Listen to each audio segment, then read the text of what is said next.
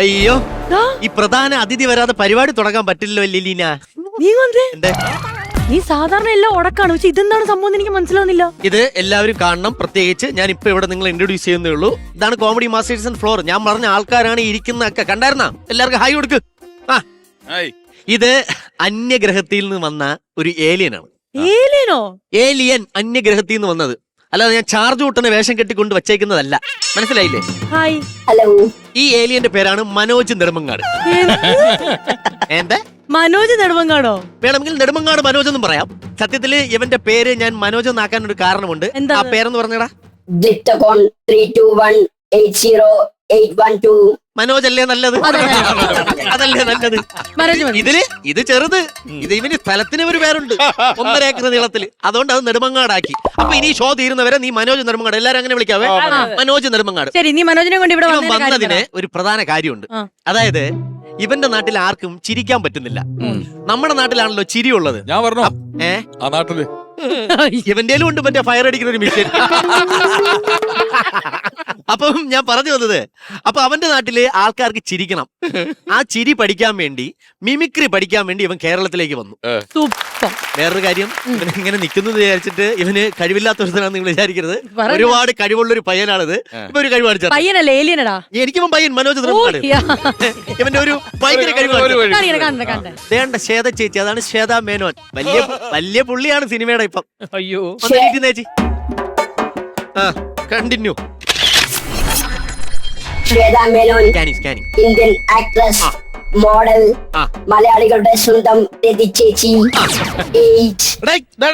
വയസ്സ് മാത്രം പറയരുത്.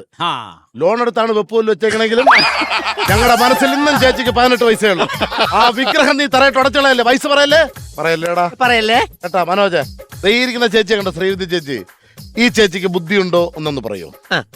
ഏലിയൻ അണ്ടെണ്ണ ഗൂഗിൾ മാപ്പ് കണക്ക് കറങ്ങി.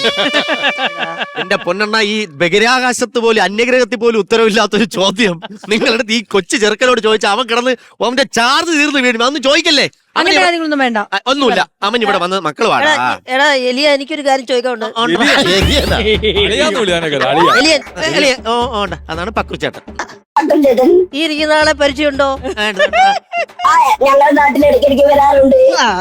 തിരിച്ചേട്ടനെ അറിയാവോ? അതിങ്ങനെ എയറിൽ പോകാറല്ലേ? എയറിൽ പോകുന്ന സമയത്ത് അവിടെ അതറിഞ്ഞില്ലേ? ഇവൻ വേറൊരു അറിവും കൂടെ തന്നായിരുന്നു. പുള്ളി അവിടെ ഒരു 2 BHK ഫ്ലാറ്റ് കൊടുത്ത് കാര്യം ഇടയ്ക്കിടയ്ക്ക് പോകുമ്പോ അവിടെ ഹോട്ടൽ ബില്ല് ഒരുപാട് ആവും തന്നു. അതായത് ഇപ്പൊ ഇവന് വേണ്ടത്, ഇവന് മിമിക്രിയിൽ ആദ്യാക്ഷരം കുറിക്കണം. കറക്റ്റ് സ്ഥലത്താണ് ഏലിയൻ വന്നിരിക്കുന്നത്. അല്ലല്ല, മിമിക്രിയിൽ ധർമ്മചേട്ടൻ എന്നെക്കാട്ടിലും എനിക്ക് തോന്നുന്നത് എന്താണെന്നറിയോ? മിമിക്രിയുടെ എഴുത്തച്ഛൻ എന്ന് പറഞ്ഞാൽ ഒരു ഒറ്റ പേരേ നമുക്കുള്ളൂ, KS പ്രസാദൻ. അതിൽ ആർക്കെങ്കിലും എതിർപ്പുണ്ടോ? ഒരെതിർപ്പില്ല, എതിരില്ലാതെ വിജയിച്ചു. അതെ, ബോർഡ് മാറ്റും കേട്ടോ ഇനി വീട്ടിന്റെ. പ്രസാദന്റെ വീടിന്റെ ബോർഡ് മാറും. പേര് എഴുത്തച്ഛൻ മാറും മിക്കവാറും. ഈ നമ്മളെക്കാളും ഒക്കെ സീനിയർ ആയിട്ടുള്ള ചില മിമിക്രി കലാകാരന്മാര് നമ്മുടെ ഇന്ത്യയിൽ തന്നെ ഉണ്ടായിട്ടുണ്ട്. പലർക്കും അറിയില്ല ആ പേര്. അപ്പൊ അത് ഈ സമയത്ത് ഇവിടെ പറയാതിരിക്കുന്നത് തെറ്റാണ്. വേണു മാധവ് എന്നാണ് അദ്ദേഹത്തിന്റെ പേര്. അദ്ദേഹം 1932 ജനിച്ചു. അതുപോലെ അദ്ദേഹം 1961 മിമിക്രി പ്രോഗ്രാം, അന്നത്തെ നേതാക്കന്മാരായിട്ടുള്ള, അതായത് നമ്മുടെ ഉപരാഷ്ട്രപതി നീലം സഞ്ജീവ് റെഡ്ഡി, അതുപോലെ നരസിംഹറാവു, അങ്ങനെയുള്ള ആളുകളെയൊക്കെ അദ്ദേഹം ഇമിറ്റേറ്റ് ചെയ്തിരുന്നു. അദ്ദേഹത്തിന് പത്മശ്രീ കിട്ടിയിട്ടുണ്ട്. അദ്ദേഹം അവിടെ തെലങ്കാന യൂണിവേഴ്സിറ്റിയിൽ അദ്ദേഹം മിമിക്രിക്ക് ഒരു കോഴ്സ് നടത്തിയിരുന്നു, ഡിപ്ലോമ. അപ്പൊ അങ്ങനെ യൂണിവേഴ്സിറ്റിയിൽ മിമിക്രിക്ക് ഒരു കോഴ്സ് നമ്മളൊക്കെ കേരളത്തിനൊക്കെ മുമ്പ് ആന്ധ്രയിൽ ഉണ്ടായിരുന്നു എന്നുള്ളൊരു വലിയ സത്യമാണ്. അദ്ദേഹത്തിന് പത്മശ്രീയും ലഭിച്ചിട്ടുണ്ട്. ഇത്രയും വലിയൊരു കലാരൂപമല്ലേ ഇവരൊക്കെ നശിപ്പിച്ചത്. അല്ല സുരാജേ, ഇപ്പൊ മിമിക്രിയുടെ എഴുത്തച്ഛൻ സംസാരിച്ചു പ്രസാദേട്ടൻ. ഇനി മിമിക്രിയുടെ വള്ളത്തോൾ ടിനി സംസാരിക്കും. പക്ഷെ ആ ടീമിൽ എല്ലാവർക്കും വിവരമുണ്ട് കേട്ടോ. ഞങ്ങളൊക്കെ ബൗദ്ധികമായിട്ട് സംസാരിക്കുന്നവരാ. നിങ്ങളെ പോലെ ചീഞ്ഞ സാധനമല്ല, ബൗദ്ധികമായിട്ടുള്ള. ആദ്യാക്ഷരം കുറിക്കാനുള്ള അവസരം ഞാൻ ഒരുക്കി തരാം. പ്രസാദേട്ടാ ഒന്ന് ജോയിൻ ചെയ്യുകയാണെങ്കിൽ നമുക്ക് നമ്മുടെ ഏലിയൻ മിമിക്രിയുടെ ആദ്യാക്ഷരം കുറിക്കാം. ഓക്കെ.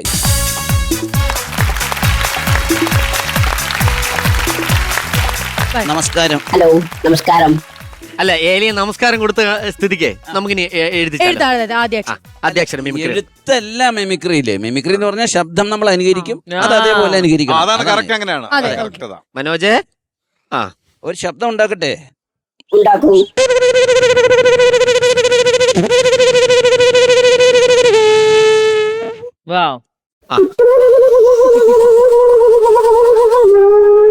ആദ്യാക്ഷരമല്ലേ അപ്പൊ അല്ല അവന് വിരൽ നീള കൂടുതലുള്ളത് കൊണ്ടായിരിക്കും അത് സംഭവം. ഒരു കുതിര പോകുന്ന ശബ്ദം.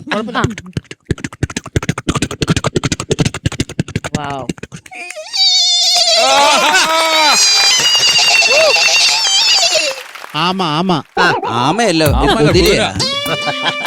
അല്ല തമിഴ്. ശ്രമിക്കാം. ശ്രമിക്കൂ. അയ്യോ പറ്റും. ഇല്ല, അവസാനത്തെ മറ്റേ വിളിയും കൂടെ.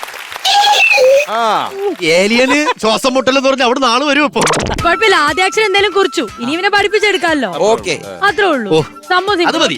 ബാക്കി ഇനി ഒരുപാട് കാര്യങ്ങൾ ഇവിടുന്ന് പഠിച്ചിറങ്ങി സൂപ്പറായിട്ട് അവിടെ പോയി ട്രൂപ്പ് വിടാം. ഓക്കെ. കൊച്ചിൻ ഏലിയൻ. ട്രൂപ്പിന്റെ ഇനാഗ്രേഷൻ അങ്ങോട്ട് വന്നേക്കാം.